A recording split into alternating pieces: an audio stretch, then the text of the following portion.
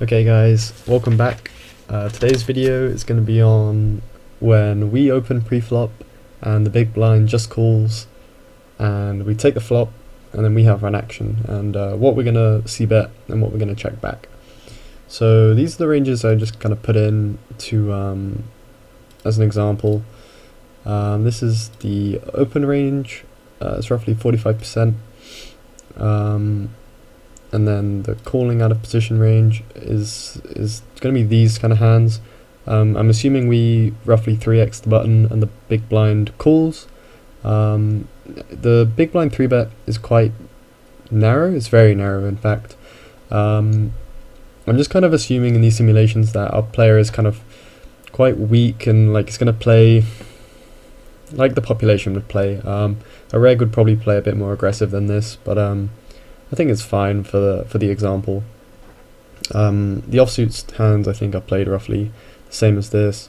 I think some of these suited hands would be a 3-bet, and more of the suited aces would be a 3-bet. But you know, overall this is okay. And maybe 9s and 8s would be a 3-bet, but overall it's fine. So yeah, the key thing to note is that the big blind is going to struggle in a lot of spots. Unlike cold calling in position, the big blind call out of position is weighted way too much to unpaired hole cards rather than pocket pairs. So yeah, if we just imagine we got rid of those, there'll be a lot of unpaired hold cards, you know, of the suited and offsuit variation.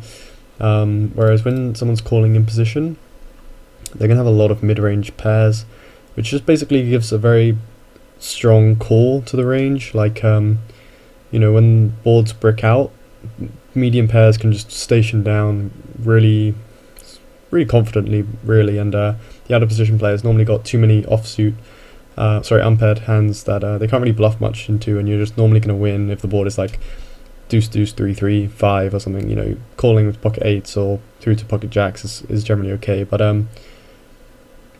when the big blind is out of position and you're facing a lot of heat, there's going to be a lot of hands which are missing pairs on the board, and you know, can't really call with high card, or you're calling out of position with you know, draws and yeah, flush draws, straight draws, gut shots, and whatever. So yeah, you're a bit more vulnerable as the big blind player. But you know, for this example, we're the in position player and the pre-flop raiser.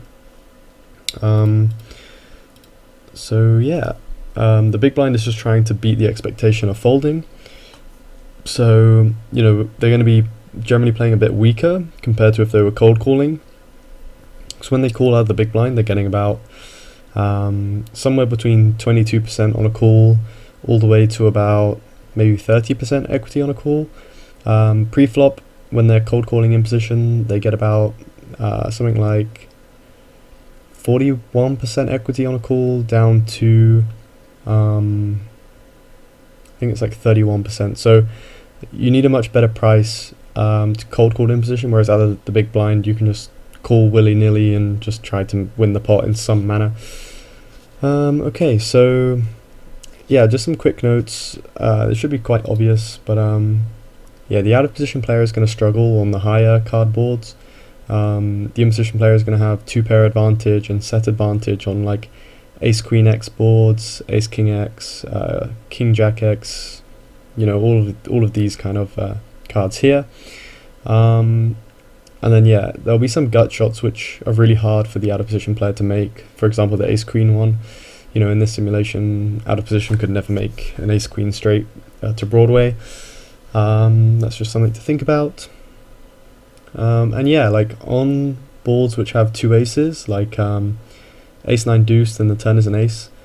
Yeah, the out of position player is capped at like Ace Jack basically. So you can go pretty crazy with Ace Jack, Ace Queen, and Ace King. Pretty obvious again, but you know, when they're capped and they pretty clearly have Ace X there, you should normally try to size up. So we're going to come on to bet sizing in a bit, but yeah, just a quick mention now. You know, if you think they're pretty strong and they're never going to fold trips, you can start thinking about overbetting. And yeah, bluffing less. So yeah, the in position players flushes are going to be dominating the big blinds flushes in a bunch of spots. If you have the ace high flush, compared to a cold call in position where they're not going to be playing this kind of suited stuff, An ace high and a king high flush are going to be doing very well, and you're going to get a bit more action with them. So again, you can think about overbetting.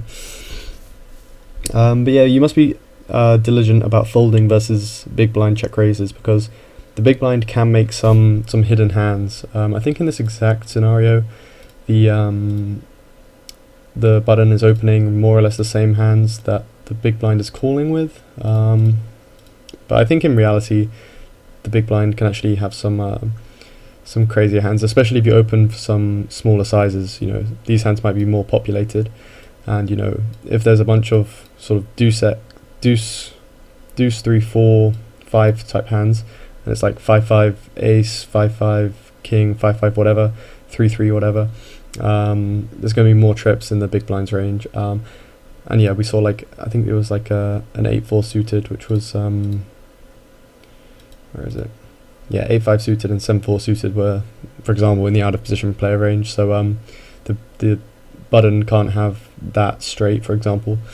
So yeah, you need to be respectful versus check raises, and also when these low boards are coming, like 3-3, 3-3-7 or whatever, the in-position player is going to be value betting all of his overpairs quite liberally, and most people, including myself, are just going to bet, and we're still going to call a check raise because our hand is way too strong to fold. Whereas if you know he's only check raising trips, then you can just let it go. But a sort of a merit credit to the big blind player in that, when they do make a strong hand, they are going to get action, and they sort of are deserving of action, because it's not often they're going to make a strong hand worth check raising. So, and then also once we have the read that they're going to check raise their strong stuff, then we know that when the turn comes a brick and we've c-bet the flop, we know that we're going to be very solid on a brick turn card when the board is wet. So yeah, we'll come on to that later when we think about bet sizes on the turn. Okay, we talked about this. So yeah, coming on to bet sizing now. There's sort of 2 to 3 bet sizes people typically do. You have your tiny size, which is about a third pot. You have the medium size, which is about 75% pot or 2/3 pot. Then you have the third size, which is sort of pot or overbets. They're kind of going together.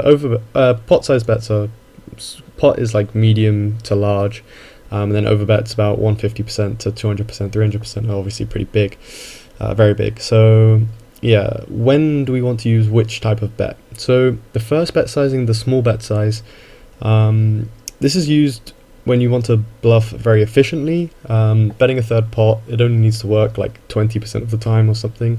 Actually, I better back that up with some numbers before I embarrass myself. So we're risking 1/3, and our reward is 1. Is it just 1? Risk plus reward. I think we put in risk plus reward. So yeah, it needs to work about 25% to automatically be successful, which is obviously not very many. This is if you're drawing dead, by the way. So if you're semi-bluffing, then even when you are getting called, you will have some equity. So saying it's about 20% is not too wrong. But yeah, and that equation is risk over risk plus reward equals the success frequency you need to break even or to automatically profit. So 25% is the break even point, and then anything more than that, if they fold more than 25%, then you're automatically profiting. Okay, so that's a quick theoretical note. Then yeah, so when you use the small bet sizing, the micro sizing, you can value bet thinner. So you can start value betting under pairs like kings through to jacks on an ace high board. Bet them once and then check back the turn. You can bet like middle pair on some drawing boards where you're gonna expect to get. You can just kind of bet twice, get called twice by the out of position player. Then you can check back the river on like brick runouts. And sometimes you will have. Sometimes you will have value owned yourself against top pair, but you can just get 2 streets of value and then check back versus draws sometimes. And yeah, because the out of position players kind of play face up, they don't really check raise anything bar the nuts, at least in micro stakes kind of games. Yeah, you can bet fold a lot and just feel confident when you just get called out of position. And yeah, so you might want to use this small sizing on very static boards with not many draws. So rainbow boards. On a rainbow board which is disconnected with no straight draws, gut shots, or like good cards to latch onto, like ace nine deuce rainbow. Look how many unpaired broadways have to fold on ace nine deuce rainbow. A lot of these. And yeah, not many flush draws in this selection here, and a lot of pairs which are going to struggle facing multiple streets. So yeah, ace nine deuce, king 7-3 rainbow, queen 6-6 rainbow, stuff like that. So the second size is the 75% pot size. The merit to using the 75% pot size is that the in-position player is going to have like range advantage in a lot of spots. So this second school of thought is just like, fuck it, we have, pardon my language, you have range advantage, let's just be aggressive, charge them as much as we possibly can. So yeah, when you use the big sizing, you want to check back more of your top pair no kickers, mid pairs and stuff like that, but you want to be more polarized immediately to nuts, air, and like semi bluffs. Yeah, because there's pretty much every board texture the in-position player is going to have the advantage. I can't think of many boards off the top of my head that the big blind is going to have an advantage on. Even if they do like check raise a scary turn or something, it's not going to happen often enough that out of position, the in-position player is struggling too much to defend.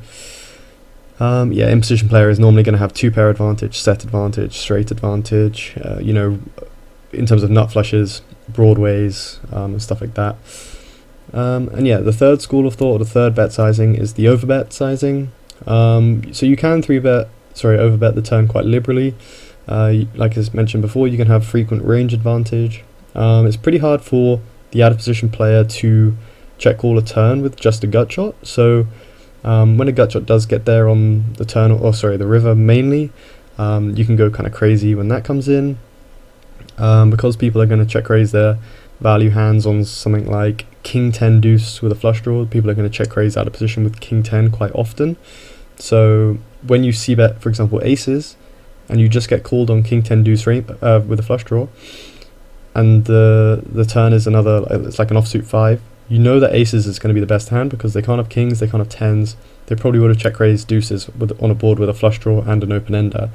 So then you can overbet turn, and what are they going to do with king queen off, king jack, and stuff like that. They have to call or fold, and both options are happy for you if you have a bluff or a value bet, whatever, depending on how you do it. And yeah, just boards which I've written down a bunch of examples here. So like ace queen with a flush draw on the flop, ace king with a flush draw, king jack with a flush draw, king jack x, ace king x, ace queen x. On the turn, they're all going to struggle versus overbets because the range advantage is so great for the in-position player, and the out-of-position player can't have as much of those two pairs and stuff like that. So yeah, there's a lot of options. You don't have to pick sort of one betting structure, but I'm sure the best players in the world will use a little bit of everything. I personally don't mind being unbalanced to larger sizes when I'm strong, and just trying to bet and bluff efficiently when I'm weaker. I don't think people are adjusting to it that much. Okay, so typical theoretical bets for the larger sizing, 50% pot to 75% pot. A typical bet would be strong hands, total air, draws on the weaker side of things. So a pair and a draw is normally a check. For example, ace-7 suited on 7-5-4. I mean 7-5-4, right, would be a value bet as well, but maybe like 7-10 king, and you have ace-7, for example, ace-7 with a flush draw. You would just check back.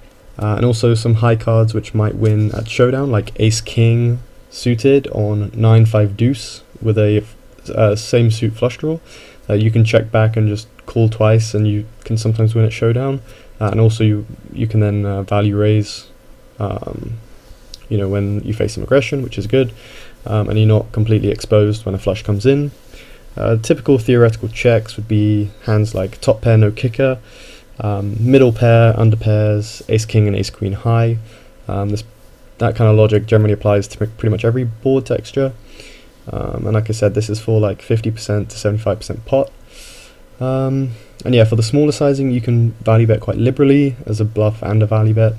Then you can check a lot of turns to compensate for this. So you might choose a strategy where you c-bet everything for a third pot, check back the turn with everything bar effective nuts, like 2 pair plus, but you might use a 150% pot bet strategy, so you might have a hand as strong as ace king in a turn check back range. Then you can still bluff catch rivers. And yeah, some other things I like to do, some tips and tricks, is if I block the calling range really hard, I like to size down. If I have like hands like top set, a nut flush, yeah, mainly those two.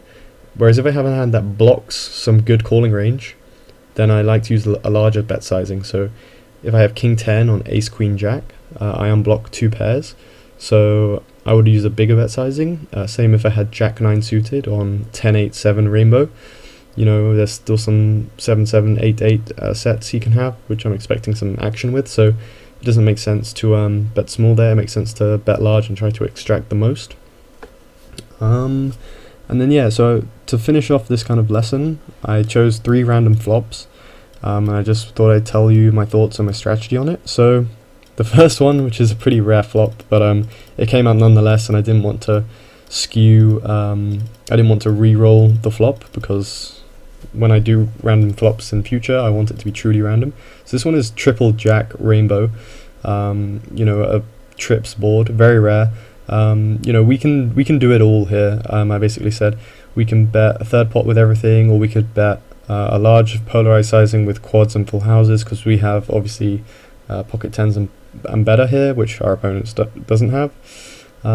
We can bluff a tiny sizing versus lots of unpaired stuff in the perceived check call out of position range. And then yeah, we can polarize the turn in the river really hard with full house and quads, and we can bet fold a lot on the river too, because we can just bet fold pocket queens, for example, because we know there's no reason why we can't have quad jacks, so we know that he's never going to check raise without a jack. So yeah, and then the second one was king 10 deuce with a flush draw. We have decent set advantage again with king 10 and pocket tens. We also have 2 pair advantage, and we also have a couple of nut flush advantages as well. Yeah, but if we're holding the blocker, they can't have it, so it doesn't really apply that much, I don't think. But yeah, side note is that people check raise king 10 a lot on the flop, so brick turns are very nice to us.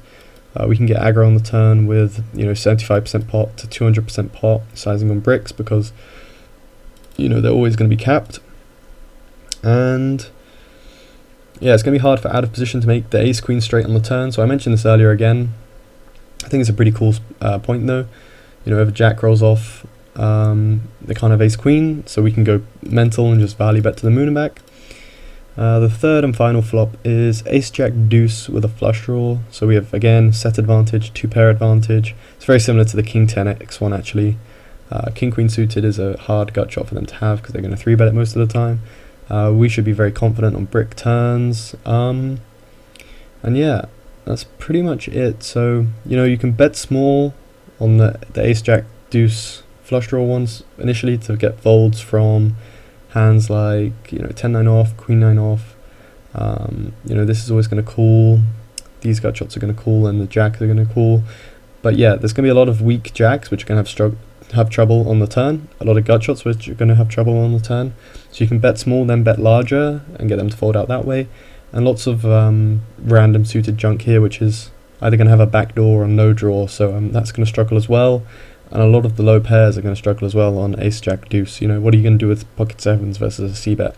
It's going to be very tricky to play. So yeah, I mean, I tried to fizz through all of my notes here as fast as possible. I wasn't expecting it to be a 19-minute video, but I hope you enjoyed. I hope you learned something.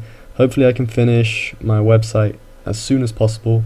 And I hope you all check it out and just see what I have on offer.